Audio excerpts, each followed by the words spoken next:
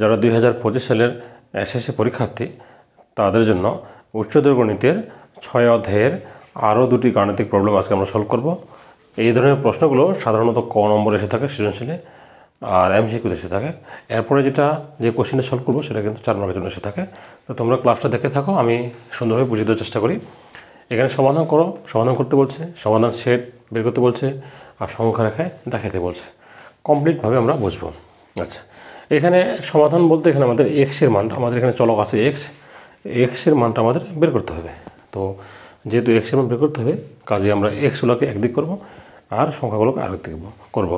প্রথমে এই 9টাকে আমরা ভ্যানিশ করবো। এই 9টাকে ভ্যানিশ করতে গেলে যেহেতু -9 আছে, এই -9টাকে ভ্যানিশ করতে গেলে +9 নিতে হবে, অর্থাৎ দুই পাশে 9 যোগ করবো। দেখো, আমাদের লক্ষ্য হবে এক্সের মানটা বের করা। X -9 +9, 3x +1 +9। দেখো, এখানে লিখব উভয় পক্ষে বা উভয় পক্ষে +9, শুধু 9 লিখলে হবে। 9 উভয় পক্ষে 9 যোগ করে,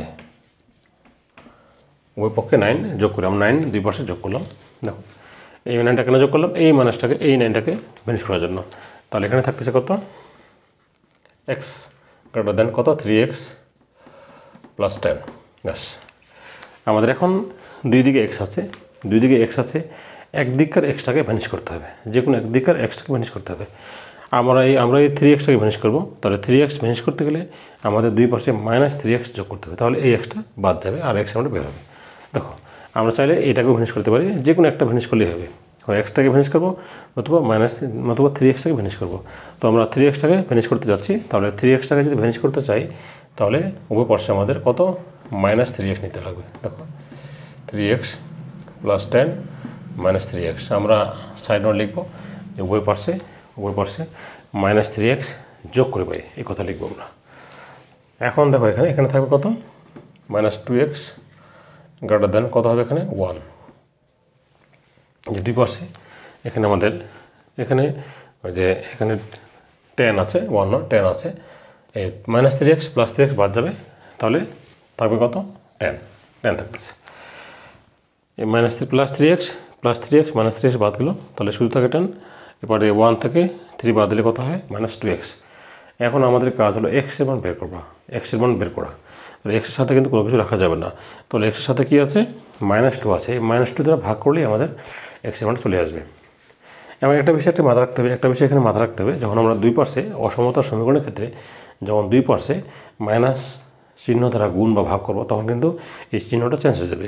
যদি গ্রেটার দেন থাকে তো লেস দেন হবে, লেস দেন থাকলে গ্রেটার দেন হবে। আবার বলছি, যদি -2 দিয়ে, যেমন -2 -1, যদি মাইনাস চিহ্ন দিয়ে, মাইনাস কোনো সংখ্যা দিয়ে যদি আমরা অসমতার দুই পাশে গুণ করি অথবা ভাগ করি, সেক্ষেত্রে শুধুমাত্র এই চিহ্নটা চেঞ্জ হবে। আমরা তাহলে এখন ভাগ করতেছি -2 দ্বারা, -2x -2 দ্বারা ভাগ করবো। এই জন্য এখানে চিহ্নটা আমাদের চেঞ্জ হয়ে যাবে, 10 কত? -2। আমরা এখানে লিখবো যে উভয় পক্ষকে -2 দ্বারা ভাগ করে, ভাগ বা গুণ আমরা যেটাই করি, আমরা মাইনাস দিয়ে গুণ ভাগ করলে চিহ্নকে চেঞ্জ করতে হবে। তাহলে এখানে থাকতে, তাহলে এক্স লেস দেন কত? -5। আমাদের এক্সের মান কত? -5 হয়ে গেল। তাহলে এই চিহ্নটা কেন চেঞ্জ হলো? এই চিহ্নটা আমরা চেঞ্জ করবো। এই চিহ্নটা কেন চেঞ্জ হলো? এই চিহ্নটা চেঞ্জ করার পিছনে একটাই কারণ, যেহেতু আমরা -2 দ্বারা দুই পাশে ভাগ করেছি, সেই জন্য চিহ্নটা কী হবে? চেঞ্জ হয়ে যাবে। অতএব সমাধান, নির্ণয় সমাধান, আমরা সমাধান লিখব এক্স লেস দেন -5। এখন লিখব সমাধান সেট লিখব। সমাধান সেটকে এস দিয়ে প্রকাশ করা হয়। এখানে লিখব আমরা x belongs to R such that x less than -5, অর্থাৎ এক্সের মানটা বাস্তব সংখ্যা যার মান -5 থেকে কী হবে? ছোটো। আমাদের সমাধান গেল, সমাধান সেট গেল। এখন আমরা আসবো সংখ্যা রেখা। আমি সংখ্যা রেখাটা ভালো করে বুঝিয়ে দিই। এখন আসে সংখ্যা রেখা। আমরা প্রথমে একটা রেখা নেব। এখানে একটা বিষয় মাথা রাখতে হবে যে বলছে -5 থেকে ছোট, তাহলে পজিটিভ বেশি মান নেওয়ার প্রয়োজনে আমরা শুধুমাত্র 0 নেব। এখানে 1 2 আর নেওয়ার প্রয়োজন নেই। আর যেহেতু -5 এখানে লিখব -1 -2 -3 -4 -5। এগুলো অবশ্যই চেষ্টা করতে হবে আমাদের যেন মাপটা যেন একই থাকে। আমরা 0 নিব, যে কোনো এক জায়গায় 0 নিব, 0-র বাম দিকে মাইনাস আসবে, -1 -2 -3 -4 -5, ডান দিকে +1 +2 এভাবে অসংখ্য চলতে থাকবে। এখন প্রশ্ন হচ্ছে যে -6, প্রশ্ন এখানে দেওয়া আছে যে -5 থেকে ছোট, -5 অপেক্ষা ছোট। তাহলে একটা বিষয় মাথায় রাখতে হবে, -5 থেকে ছোট মানে বাম দিকে, অবশ্যই বাম দিকে ছোট হয় আর ডান দিকে কিন্তু বড় হয়। তাহলে আমরা যেহেতু বাম দিকে -5 থেকে ছোট, এই -5 এখানে গোল করব আর অবশ্যই আমরা এই লাইনটাকে ভরাট করব। এই লাইনটা আমরা -5 থেকে ছোট, -5 থেকে বাম দিকে যা আসবে এই পুরোটাই হবে আমাদের ভরাট হয়ে যাবে। তবে খেয়াল রাখবে এইটা কিন্তু, এই গোলটা কিন্তু, এই বৃত্তটা কিন্তু ভরাট হবে না। এই বৃত্তটা ভরাট কখন হবে? যখন এরকম থাকবে, লেস দেন অর ইকুয়াল চিহ্ন থাকবে। আমি আরও একটা উদাহরণ দিয়ে তোমাকে বুঝিয়ে দিচ্ছি, তোমরা আপাতত এটা বুঝো যে যেহেতু -5 থেকে ছোটো, তাহলে -5 থেকে ছোটো বলে বাম দিকে, -5 থেকে ছোটো বলে বাম দিকে এরকম একটা ঘর দিব, ঘর দিয়ে এখান থেকে ঘরের বাম সাইড থেকে বাম দিকে যত দূর দেবে পুরোটা আমরা ভরাট করব। আর ডান দিকে আমরা এভাবে রাখবো। এখন এই ঘরটা কখন ভরাট হয় সেটা নিয়ে একটু আলোচনা করা যাবে। ঘরটা ভরাট হবে যখন লেস দেন অর ইকুয়াল অথবা গ্রেটার দেন অর ইকুয়াল থাকবে। যেমন দেখো, আমি আরও একটা উদাহরণ দিয়ে তোমাদের বুঝিয়ে দিই। যদি এরকম থাকে x less than or equal -5, সেক্ষেত্রে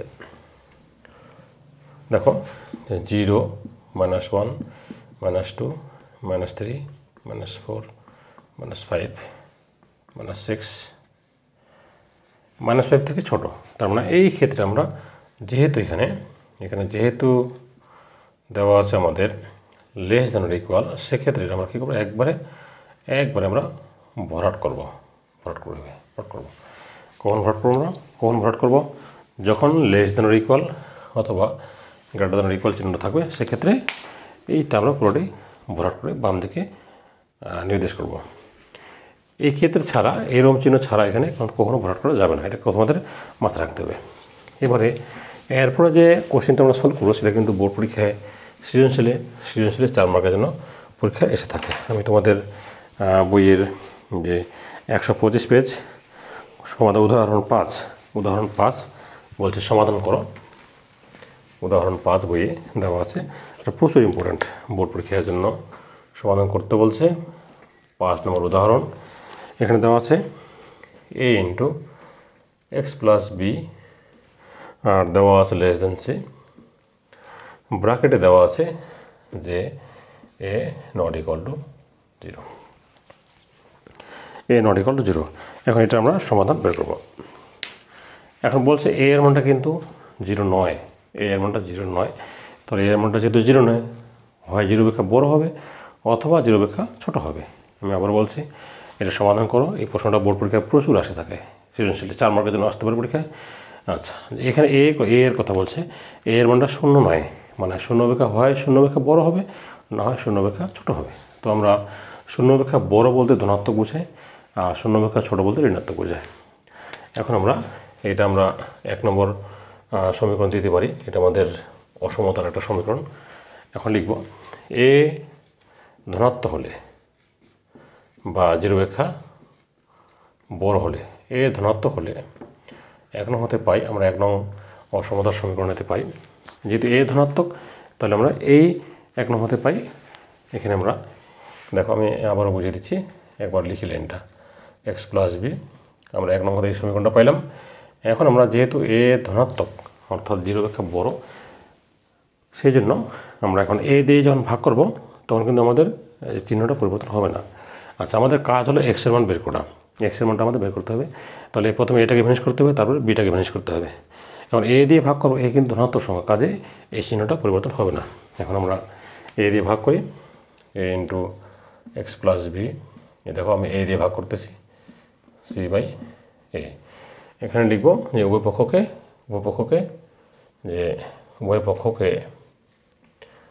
এ দ্বারা ভাগ করে পাই। কথা লিখবে তোমরা, উভয় পক্ষকে এ দ্বারা ভাগ করে পাই। তাহলে দেখো এখানে কী থাকে, এখানে থাকবে x plus b less than c by a. তাহলে এখানে চিহ্নটা পরিবর্তন হলো না, কারণ এর মানটা কি ধনাত্মক, 0 অপেক্ষা বড়। এখন আমাদের শুধুমাত্র এক্সের মান বের করতে হবে, তাহলে বিটাকে ভ্যানিশ করতে হবে। এই বিকে ভ্যানিশ করতে হলে মাইনাস বি প্রয়োজন। ওই জন্য দুই পাশে আমরা কী করবো, মাইনাস বি যোগ করবো। X plus b minus b less than c by a minus b. তোমরা সাইড নোট লিখবে যে উভয় পার্শ্বে বা উভয় পক্ষে মাইনাস বি যোগ করে পাই। তাহলে এখান থেকে এক্সের একটা মান বের হয় c by a minus b, এই একটা মান আমাদের বের হয়ে গেল। এখন আরেকটা মান বের করবো যদি 0 অপেক্ষা ছোট হয়, মানে ঋণাত্মক হয়ে থাকে। দেখো এখন এ ধনাত্মক, এবার লিখবো আমরা এ ঋণাত্মক হলে, আবার এ ঋণাত্মক হলে,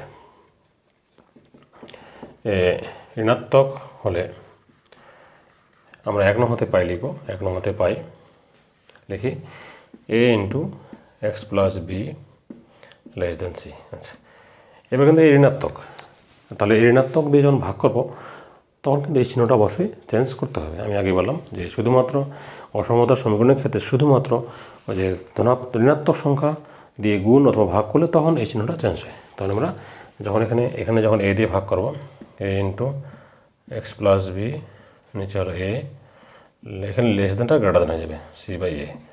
এখানে সাইড নোট লিখবো যে উভয় পক্ষকে এ দ্বারা ভাগ করে পাই। তাহলে এখানে কী দাঁড়ালো, এখানে দাঁড়ালো x plus b greater than c by a. এখন আমরা এখান থেকে এক্স বের করতে যাচ্ছি, আগের মতোই বিটাকে ভ্যানিশ করতে হবে, তার মাইনাস বি দ্বারা আমরা মাইনাস বি দ্বারা যোগ করবো দুই পাশে। X plus b minus b greater than c by a minus b. এখানে সাইড নোট লিখবো যে উভয় পক্ষে মাইনাস বি যোগ করে পাই। অতএব x greater than c by a minus b. তাহলে আমাদের এটা একটা সমাধান, এটা একটা সমাধান, আর এটা একটা সমাধান। এই দুইটা সমীকরণ এক্সের মান আমাদের দুটো পাবো, কারণ এখানে বলা হচ্ছে এ নট ইকুয়াল 0। যেহেতু এর মানটা ধনাত্মক 0 নয়, হয় একবার 0 অপেক্ষা বড় দিয়ে ভাগ করবো, আর একবার 0 অপেক্ষা ছোটোতে ভাগ করবো। তোমরা এই কোশ্চেনটা বাড়িতে বারবার সলভ করবে, যদি এখান থেকে সৃজনশীল এসে থাকে তবে এই কোশ্চেনটা পরীক্ষায় তুলে দিবে। তো শিক্ষার্থীরা আশা করি বুঝতে পেরেছো। তোমরা পরবর্তী আরও গুরুত্বপূর্ণ ক্লাস পাবে, যেগুলো ক্লাসগুলো রেগুলার দেখলে এসএসসি পরীক্ষায় তোমরা সাহায্য পাবে, অনেকটা হেল্প পাবে।